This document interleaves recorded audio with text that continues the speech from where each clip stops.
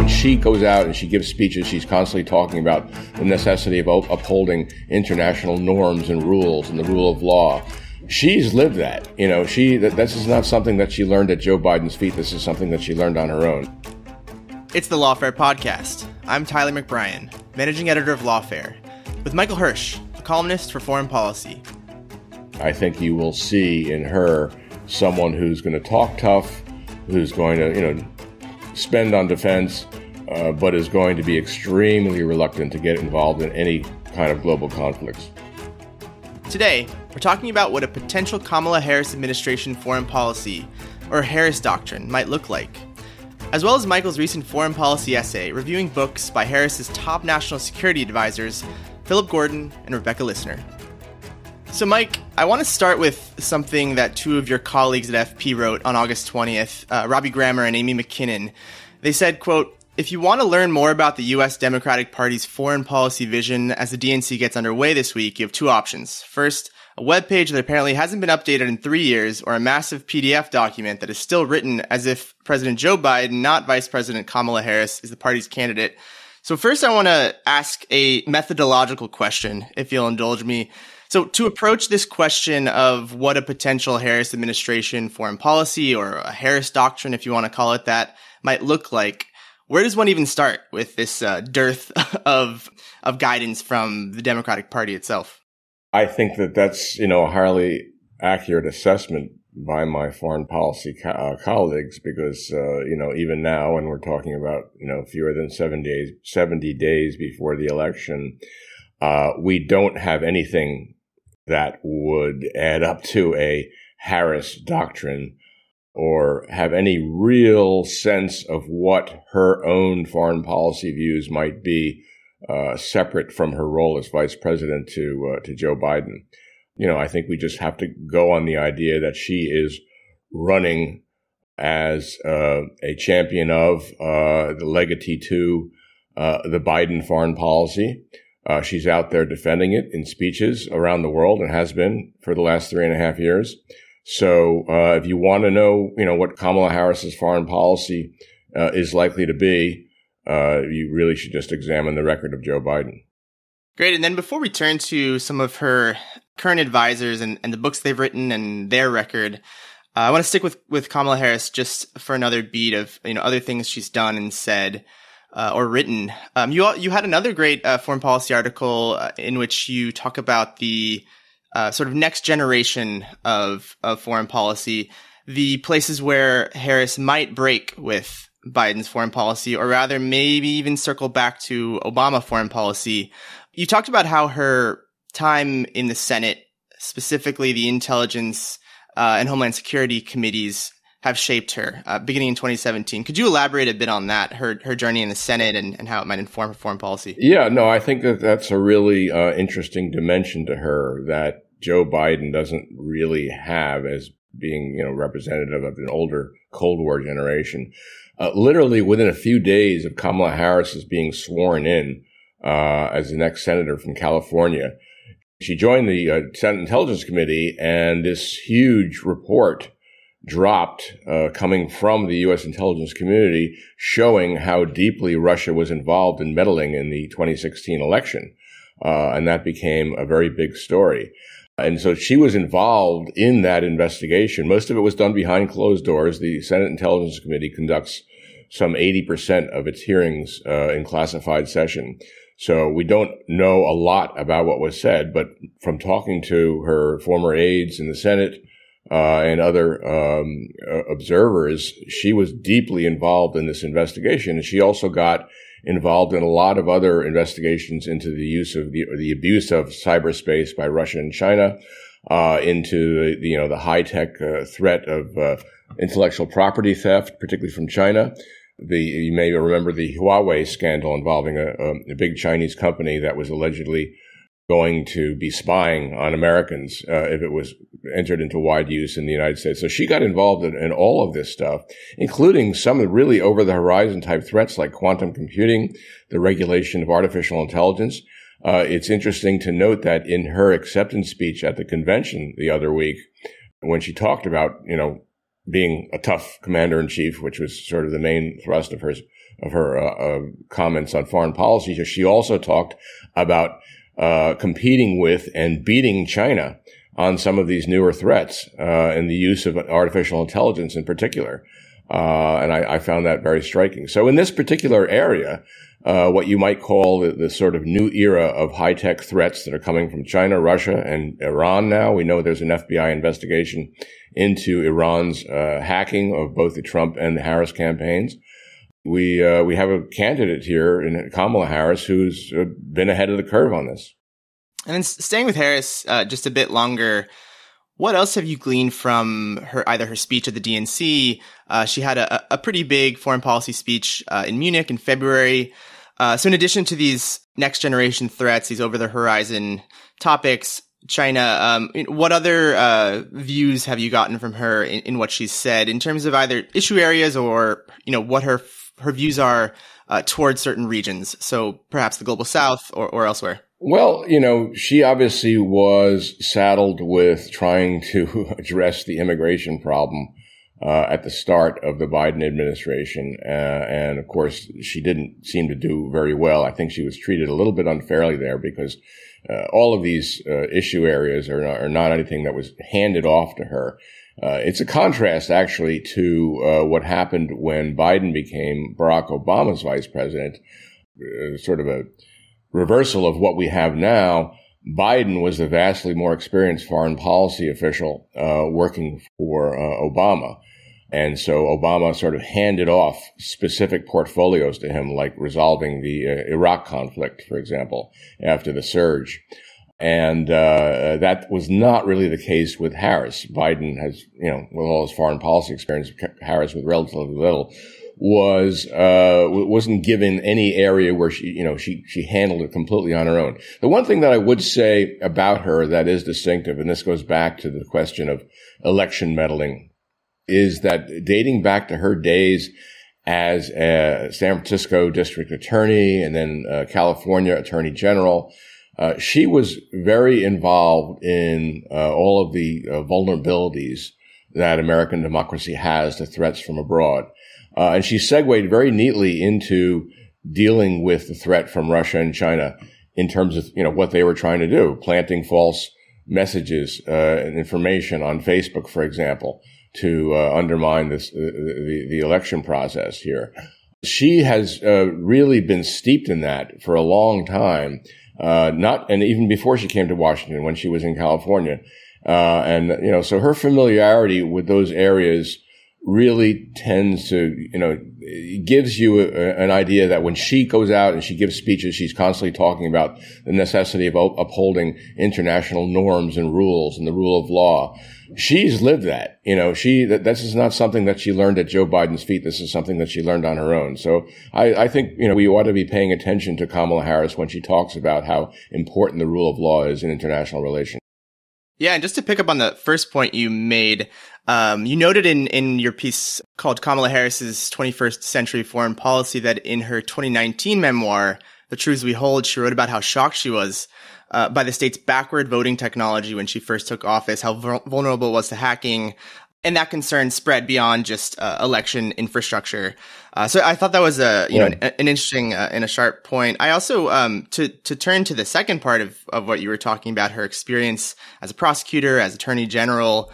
I've also seen elsewhere people suggest that this will likely have the effect that she will uphold domestic law in terms of arms transfers. Will have a special emphasis on international humanitarian law and the law of war. Yeah. What do you make of that connection? No, I think that's really astute and something that we ought to be watching for, because she does take all that seriously.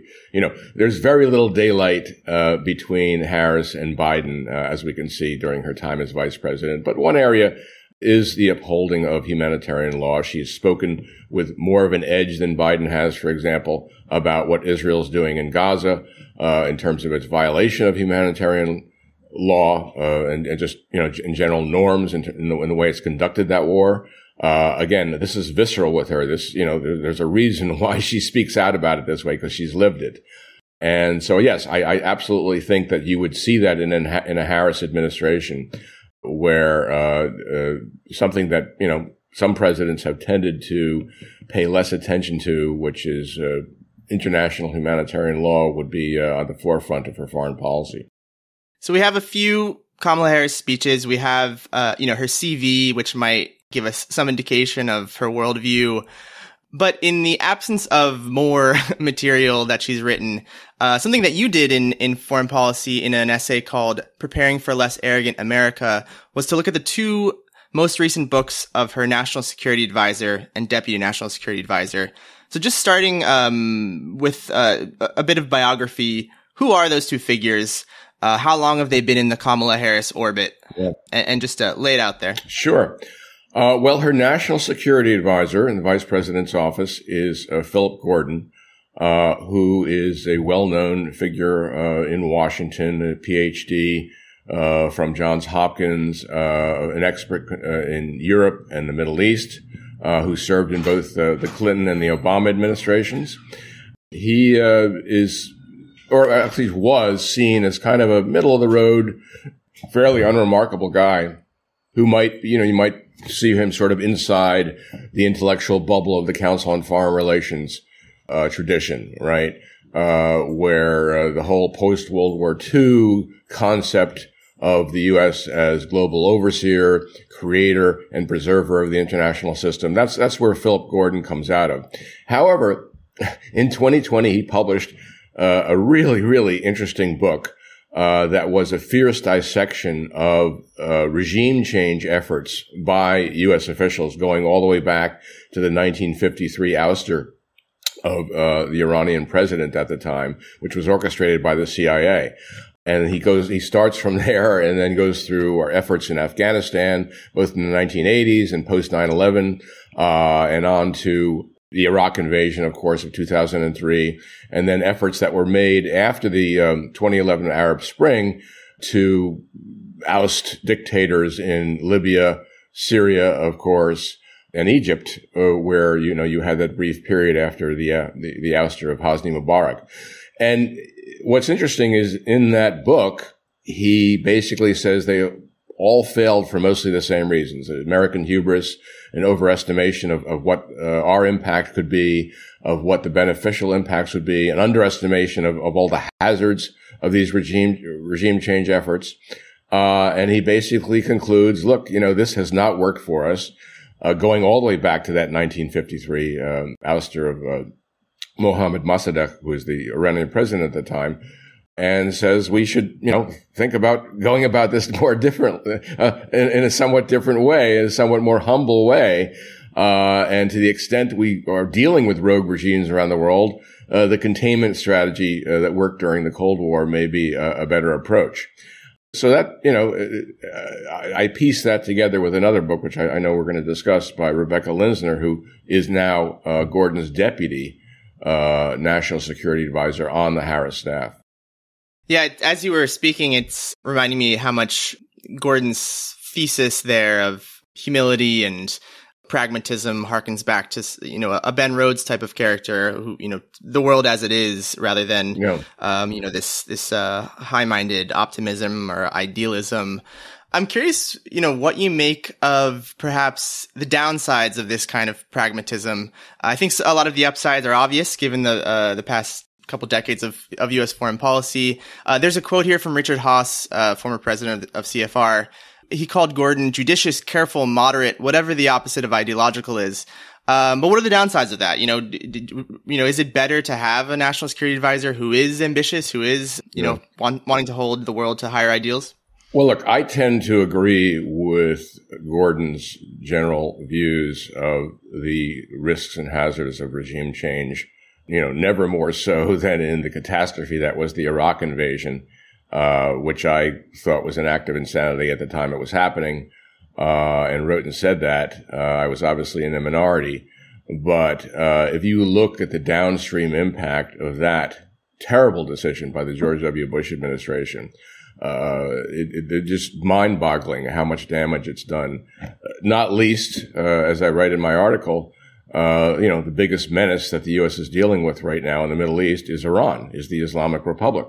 And if you go all the way back to that 1953 coup attempt, which is what really fueled the rise of the Islamic Republic, you remember, the United States was portrayed as the great Satan, and the reason why the Islamic Republic rose to power.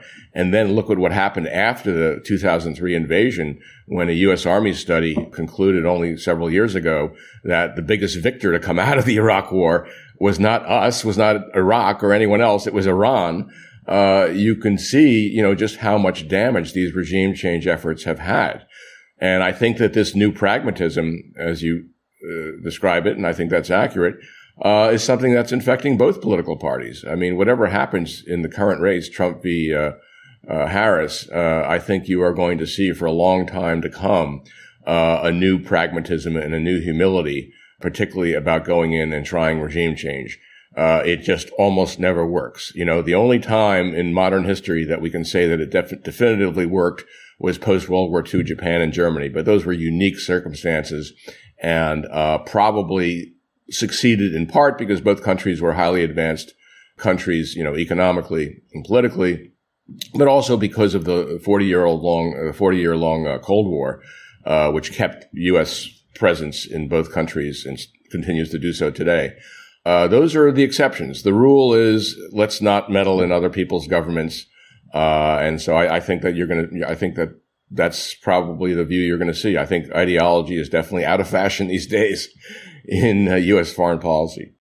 Yeah, I liked what you wrote about how you were characterizing Biden's foreign policy as this sort of halfway house foreign policy that bridges the global policeman era and this new era of restraint.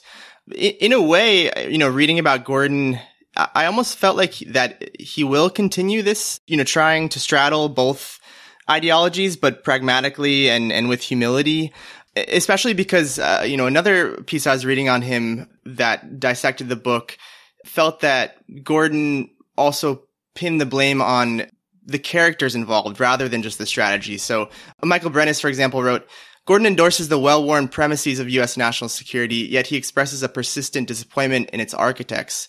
So I guess my question here is, if you had to slap a label on Gordon's worldview, is it progressive internationalism? Is it, pragmatic? Is it realism? How do you wrap your head around this, his I'm not sure that it admits of any particular label. Pragmatism, certainly realist, in the foreign policy sense, in the sense that, you're going to have to deal with the world as it is, deal with rogue and liberal and autocratic regimes, and work with them rather than trying to overthrow them. Yes, very much so. Progressive internationalist, all that, that's also probably true because Gordon, like others around Harris, firmly believes in the U.S. Orchestrated international system that came into being after World War II, wants to maintain as much of it as he can. And above all, I think Philip Gordon, if he becomes, say, President Harris's national security advisor, is going to be passionate and dedicated to maintaining U.S. alliances, particularly with Europe. One thing that Gordon is known as is a very strong transatlanticist who values NATO and the NATO alliance, and of course now with Russia's aggression in Ukraine, that's become more imperative than ever. Yeah, I was interested to read about how he's a bit of a polyglot, speaks several Romance languages, very much a classic transatlanticist in that way. But I want to turn to his deputy, Rebecca Lissner, a bit about who she is, and then the book that you dug into of hers with Mira Rapp-Hooper, her co-author, also from 2020, which I want to get into as well a bit later. A lot has happened, I think it's safe to say, in the interim since both were published. Yeah. But yeah, a bit about Lissner. Well, Rebecca Lissner is younger than Phil Gordon. She is considered a rising star and has been for a long time. She was one of the key people in charge of Biden's national security strategy. She, has gone into all the best schools, also a PhD from Harvard. She, in 2022, opted to leave her very senior role with the Biden National Security Council and move over to become Phil Gordon's deputy national security advisor under Harris. So clearly, she had in mind helping to shape the next generation, as it were, of foreign policy. And she wrote in 2020 a book called An Open World with another Biden administration official, Mira Rapp-Hooper, which was an absolutely fascinating argument about how the United States needs to sort of ratchet down its ambitions and focus on what we minimally can get done, which is to maintain the global open system, so that we benefit from trade, we benefit from international cooperation, and we should turn away from the so-called messianic strain in foreign policy, which leads us to, or has led us in the past, to some of these regime change efforts that Phil Gordon addressed in his book. So it was very interesting to see the way that their Listner's and Gordon's books kind of fit together in that respect. That's the through line, I would say. But as you also note, they don't agree on everything. Did you notice any major divergences between the two books? Well, I think that Listner's book is much more ambitious in trying to reconceive the international system and America's role in it. Gordon is much more focused on sort of just scaling back our efforts to remake the world in our image, which is kind of a foreign policy strain that goes back to Woodrow Wilson and making the world safe for democracy after World War I. It's been dominant. You've seen it appear in different administrations since then. Of course, perhaps most prominently in the George W. Bush administration after 9/11, when there was a great deal of American hubris. The so-called unipolar moment after the Cold War was still very dominant in people's thinking, and you had an extraordinary amount of arrogance in officials like Donald Rumsfeld and Dick Cheney about what we could and should do to transform the world, to complete the so-called Reagan Revolution and all of that. And other administrations, even Republican administrations, for example, like Eisenhower's, have been much more restrained and much more realist in their approach. But that strain of messianic thinking has always been there. And I think the key thing that Listner and Rapp-Hooper are saying in their book is, okay, let's just drop this. And I think Phil Gordon would agree with that based on his own assessment of regime change efforts. So added up, you have between these two key advisors to Kamala Harris, I think a new view, which is still being sketched. We don't really know what their current thinking is, but what it amounts to is sort of codifying, if you will, the anti-interventionist strain that we're seeing in foreign policy, where the U.S. knows it needs to be involved in the world. There's no other power to rival it, but we really need to downscale our ambitions and just try to see what we can preserve of this post-war system that is now so tattered and so challenged, in particular by China and Russia. So this through line between the two books and their main theses, I would argue, has aged pretty well in the past 4 years. But as you note in your piece, not everything in the book has aged as well. Looking back, reading these books in 2024, what stuck out to you as a bit dated? Well, I think the events since then, in particular, the Russian invasion of Ukraine, which is, for the first time since World War II, made, an open traditional war, the dominant policy crisis in Europe, as well as the October 7th Hamas attack on Israel, and the way it's threatening to widen into a broader regional war there, have really put into relief just how difficult it's going to be for the United States to try to sort of draw back, if you will. Not become isolationist, though, of course, if Donald Trump is elected, we certainly would become more isolationist. But it has highlighted the idea that there really isn't anyone else. If you look at what's happened in the last 2.5 years since the Ukraine invasion, the U.S. has led the way in terms of putting in the lion's share of military assistance and resurrecting NATO, which, of course, is a legacy Biden's very proud of, bringing in Finland and Sweden.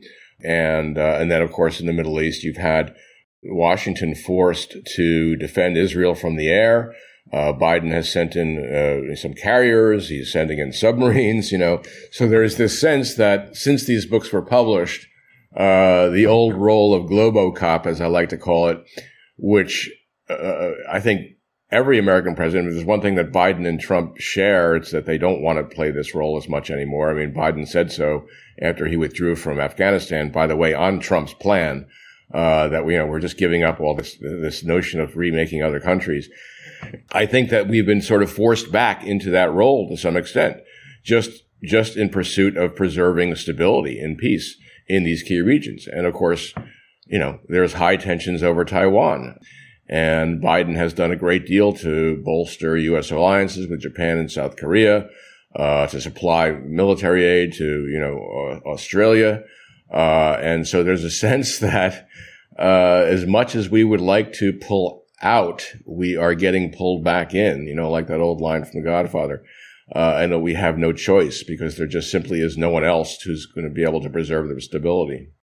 Right. And, what we're doing right now, obviously, is looking at Gordon and Listner's books as an approximation of Harris's potential foreign policy. But as you well know, Harris has a lot of agency here as the president. Gordon and Listner, as NSA and deputy NSA, are just that. They're advisors.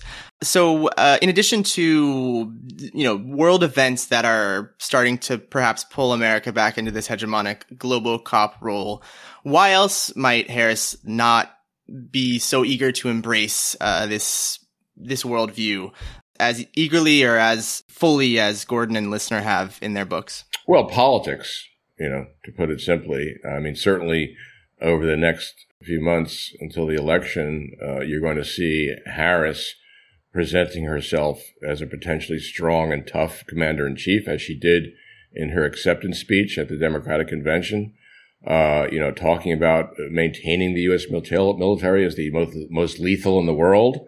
That harks back to the sort of hegemonic views you heard from some conservatives and Republicans in the post-Cold War period, like Paul Wolfowitz. And so, I think the sense that she needs to be out there looking like a tough commander-in-chief is definitely going to shape her views. But that's not to say, if she does get elected, that she won't try to implement this sort of new anti-interventionist strain, as I call it, in foreign policy. I think that is really going to be the default mode for American presidents for a long time to come. And no one summed up the reasons why, frankly, better than Phil Gordon, who I think from, everything we're hearing is going to be in a very senior role in a Harris administration if one occurs, and could possibly end up remaining her national security advisor if she becomes president. So I think you're going to, he was involved in all those policy debates, particularly post-Arab Spring, when, Obama was struggling, should we get involved in the Syria insurrection? Should we help the rebels against Assad? But there were all sorts of confusing cross currents, involved in that because Assad was, as brutal as he was as a dictator, the only one really fighting the Islamic jihadist rebels who made up a large portion of that insurrection. And we could never, the U.S. could never quite figure out who they might be helping. And we were going to send large amounts of military equipment, whose hands might they end up in? Similarly in Libya, when Obama sort of reluctantly joined a European effort to oust Gaddafi. Well, what ensued was, again, a sort of quasi-Islamist takeover of that country, which is in a state of chaos also. So I think, all of these lessons that Phil Gordon lived and learned are going to be landing right in Kamala Harris's lap if she's president. I think you will see in her someone who's going to talk tough, who's going to, spend on defense, but is going to be extremely reluctant to get involved in any kind of global conflicts. I want to make sure we briefly touch on the bureaucratic political dimension, or perhaps the policy-making dimension. Michael Brennan, who I referenced earlier, also wrote that Jake Sullivan, the current Biden National Security Advisor, has transformed the role unlike any figure since Henry Kissinger.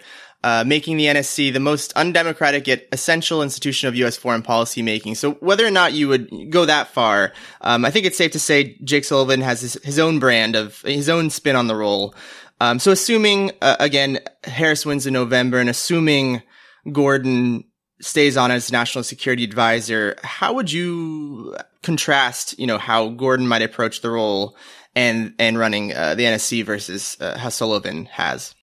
I think Gordon, would take what the Biden administration has accomplished in terms of restoring alliances, particularly in Europe, and run with it. I think he believes in that. At the same time, I would say that Jake Sullivan, and along with, say, Kurt Campbell, who was a senior official on Asia and is now the Deputy Secretary of State under Biden, have been more hawkish than Gordon, particularly when it comes to East Asia. And I think that you would see under a sort of Phil Gordon NSC, perhaps more of an attempt to reach out to and find rapprochement with China. Although you are seeing some of that in the Biden administration, so I'm not saying the differences would be that dramatic. But I do think that, again, going back to his book, his view about the disaster that regime change has been as a policy for the United States, you're going to see someone who is going to counsel more caution, perhaps, than Jake Sullivan has.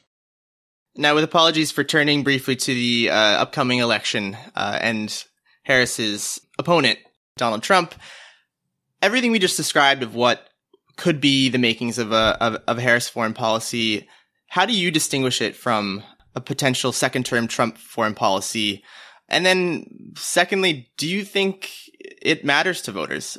Is this a foreign policy election at all? I mean, I think it's telling that foreign policy didn't figure that much into the DNC. So in thinking about Harris versus Trump, the candidates and their foreign policy proposals, where do you draw the distinction? Well, I mean, there are some important distinctions and similarities. I'm going to take the second half of your question first, though. I think you're right. I don't think that foreign policy is going to play a big role, barring the possibility, of the proverbial October surprise where something big happens, Americans die in the Mideast or elsewhere, or China makes another move, or something really new happens. Barring that, I don't see it as being a key factor. Trump and J.D. Vance have tried to make it into a key factor by describing what a chaotic world we're in now, and how Trump, as Trump says, if he had been president, Russia would never have invaded Ukraine, which of course is absolutely no evidence for that whatsoever. It's just another thing that he spews out without any facts behind it at all. But aside from that, I don't think that's the case. That it will be important. And there obviously would be huge differences. Trump takes pride in alienating the European allies.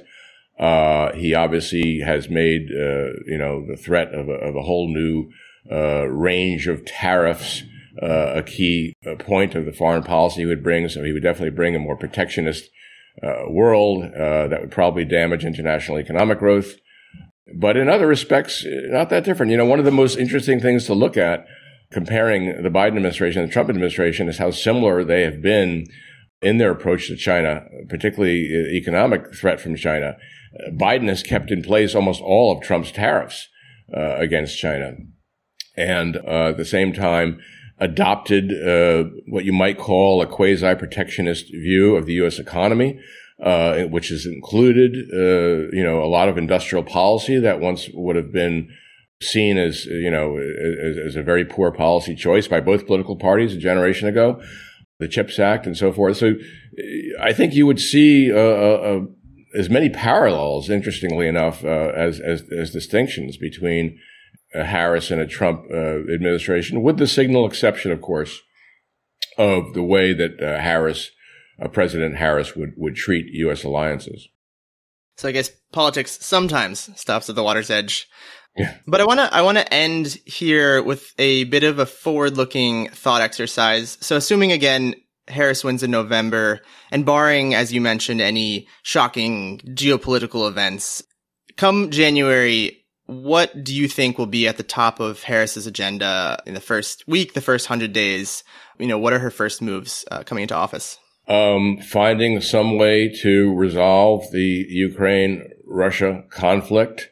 And, I think perhaps the good news is there that with pragmatists surrounding her, they may try to find their way at least to the negotiating table, which it's been difficult for Biden to do because he sort of painted himself into a corner rhetorically. And essentially, what we've done is delegate U.S.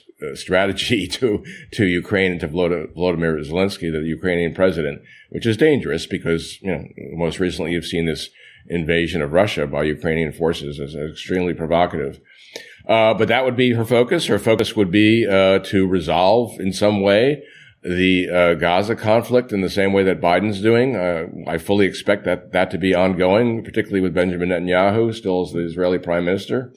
And then it would be to focus on, trying to ratchet down tensions with China, so that, there isn't any kind of invasion of or quarantine of, some people talk about the possibility that China could try to, sort of cut off Taiwan, without an actual invasion. So essentially it's going to be basically the same big issues we're dealing with now. They're all so huge. They're all unresolved. And they will land in her lap. And they would in the lap of the second President Trump as well.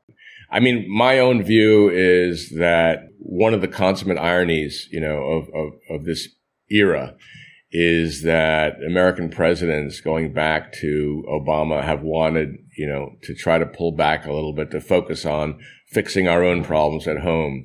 And we just haven't been able to do it because the irony is that we're still by far the most powerful superpower. In fact, Europe has actually fallen behind economically since the Biden administration began. And China, another big factor is that since these books were written, China has also fallen into a period of stagnation and slow growth, which suggests that some of the, fear mongering, if you will, about China has not turned out to be true. To your last point, I guess the news of the death of the American century has been greatly over-exaggerated. Yes. I tend to agree. That is a good way of summarizing it. And because there is no other fill-in-the-blank century on the horizon, particularly a China century, we may be at the beginning of another American century right now. Well, Mike, I want to thank you for joining me. I think should Harris win, this will be a very prescient and informative conversation. Should she lose, it'll still be worthwhile to listen to, I think. So either way, thank you very much for taking the time to speak with me today. Thank you, Tyler. Good talking to you. The Lawfare podcast is produced in cooperation with the Brookings Institution. You can get ad-free versions of this and other Lawfare podcasts by becoming a Lawfare material supporter through our website, lawfaremedia.org/support. You also get access to special events and other content available only to our supporters. Please rate and review us wherever you get your podcasts. Look out for our other shows, including Rational Security, Chatter, Allies, and The Aftermath, our latest Lawfare Presents podcast series on the government's response to January 6th. Check out our written work at lawfaremedia.org. The podcast is edited by Jen Patia, and your audio engineer this episode was Noam Osband of Goat Rodeo. Our theme song is from Alibi Music. As always, thanks for listening.